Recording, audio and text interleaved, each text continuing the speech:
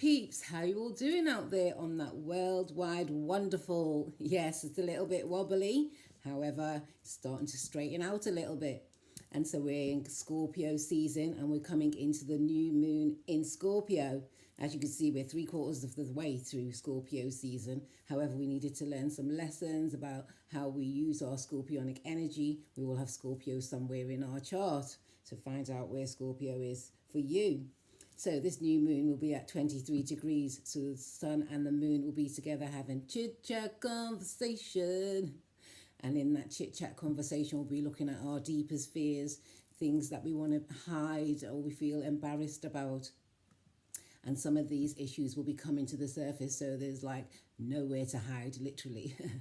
So it's better that you bring it up, excrete it, get all that poison out of you. Poisonous words people may have said to you, poisonous actions. Don't cling on to them. Allow them to disintegrate and to flow out. Scorpio rules the sign of excretion, also bodily excretions.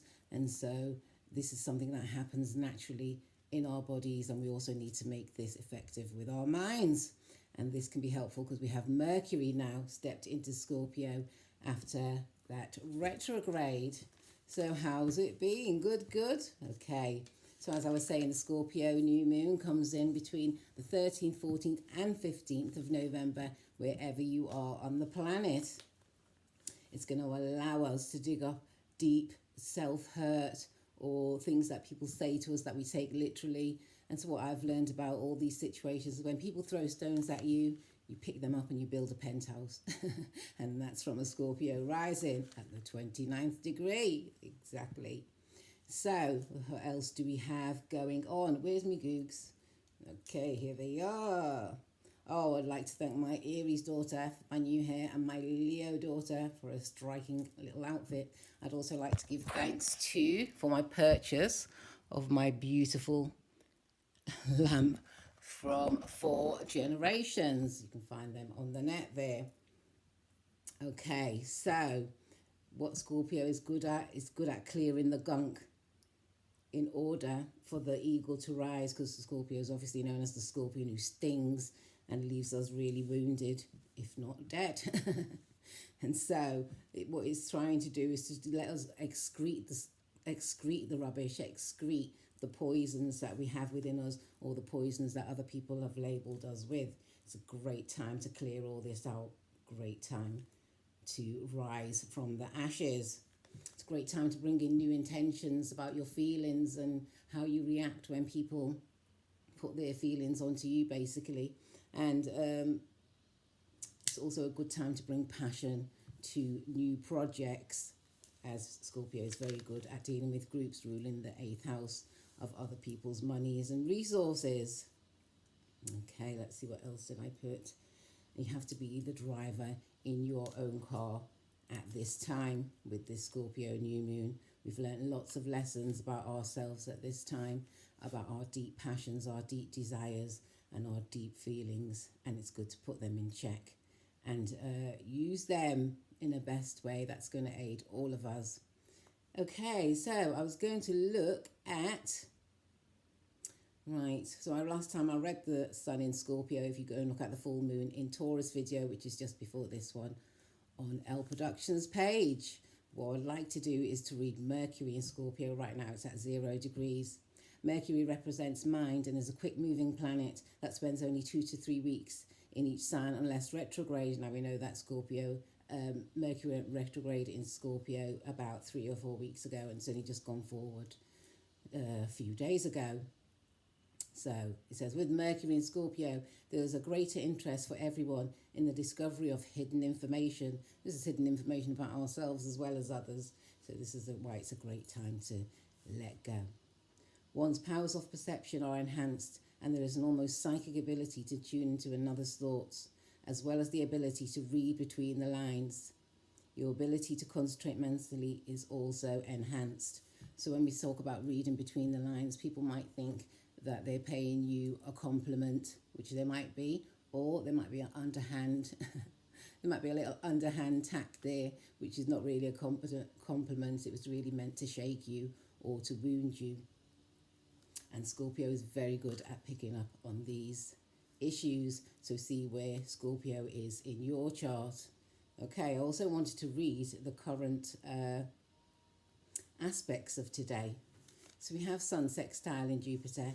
This makes a nice aspect. The Sun is the planet of vitality and Jupiter is the planet of expansion and good fortune. With the Sun trine or sextile Jupiter, there's a light shining on abundance and opportunity. Optimistic energy and enthusiasm will infuse everyone to reach for goals and dreams. Good fortune opens doors for those who are open to it. That's right. So we need to see like the hidden messages that are right in front of us. We also have Sun in strong trine with Neptune. The Sun is the planet of vitality and Neptune is the planet of sympathy and faith. With the Sun conjunct Neptune, there is a light shining on the world of imagination and spirituality. A sense of psychic attunement leads to peaceful feelings towards others around you. There is some potential for over-idealism to the point of deception. This is an opportune time to extend compassion and clarity to someone in need. And the last one I was going to read is Sun in strong sextile with Pluto. Pluto is the planet of vitality. The Sun is the planet of vitality with Pluto as the planet of transformation. With the Sun trine or sextile Pluto, there's a light shining on renewal and healing. This is a potent day that could be filled with personal empowerment and positive change if one chooses wisely in handling their energy. So Scorpio is a very strong energy within us. See where Scorpio is in your chart. So I pulled some cards for all of us. And the cards for this beautiful new moon in Scorpio, first that came out was the Ace of Wands. Kind of have a lot of drive and passion, especially now Mars is going forward on the 13th. It is one of the co-rulers of Scorpio. Scorpio is ruled by Pluto and Mars. So all you Aries also ruled by Mars. So you'll be feeling a lot better after this new moon comes when Mars starts to go direct. But right now the energy we have for this Scorpio new moon is the Ace of Wands. The Ace of Wands brings bright ideas, initiatives, initiation, using that passion that we have within us, that desire and drive to bring forth what we want. Also that came along was the Nine of Swords. This was probably the sticks and stones that I was talking about. When we overthink what people say to us, then it puts us in a position where we can't move or we feel trapped in some way. Our thoughts are trapping us, but if we can overstand that, the Ace of Wands, you can produce any magic you like into your lives. And this is the message for this new moon. Okay, and so for the water signs, what did I get for the water signs? I got, where's my book? Okay, for the water signs, Scorpio, Pisces, and Cancer. The Nine of Pentacles.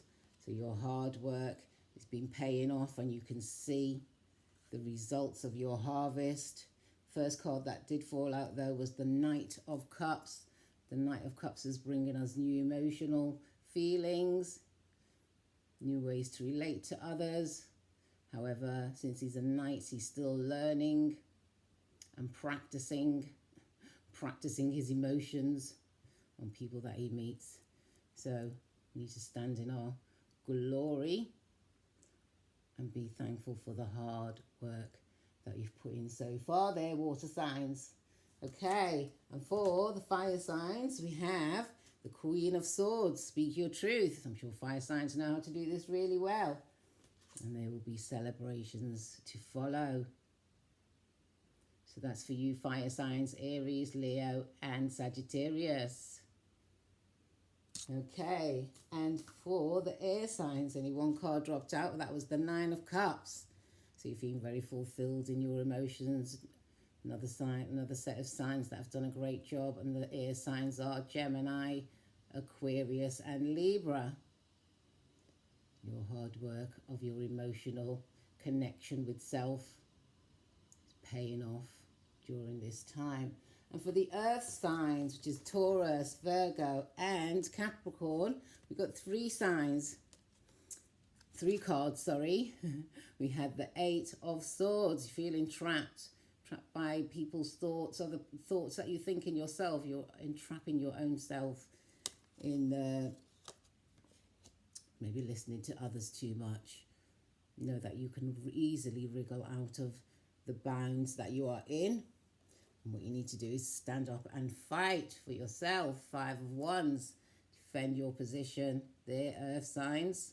I know there's a lot of shaking going up with the earth signs, especially with Uranus in Taurus, so-called firmest of the earth signs.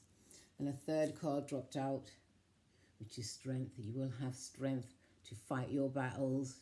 You'll have the strength to overcome others challenging you. First of all, you need to release yourself. Okay? That's the earth signs. Okay, well, thank you for being with me, and I hope you all have a fantastic new moon in Scorpio.